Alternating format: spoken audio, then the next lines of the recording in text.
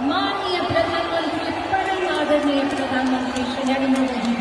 আমরা আমাদের প্রধানমন্ত্রীকে এই জন্যই ভালোবাসি। ভিডিওটা ভালো করে দেখেন, একজন বয়োজ্যেষ্ঠ মানুষকে কি করে সম্মান দিতে হয় আমাদের প্রধানমন্ত্রীর কাছ থেকে শেখা উচিত। জয় শ্রীরাম। শিলিগুড়ি নিবাসী শ্রী মাখনলাল সরকার সবরই প্রতীক্ষার মতো দীর্ঘ প্রতীক্ষা।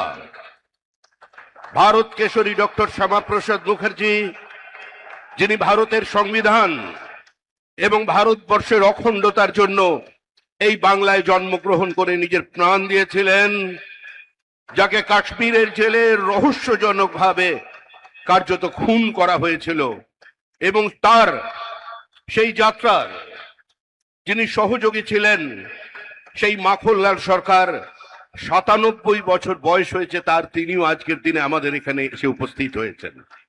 শ্রী মাখনলাল সরকার তারপরে দিল্লিতে একটি দেশাত্মবোধক গান গাওয়ার জন্য দিল্লি পুলিশ তাকে গ্রেপ্তার করে। কংগ্রেসের সরকার নিয়ে যাওয়া হয় বিচারালয়ে।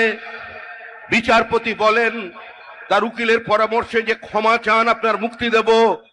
কিন্তু মাখনলাল সরকার বলেছিলেন আমি কোনো অপরাধ করিনি, সুতরাং আমি একটা গান গেয়েছি।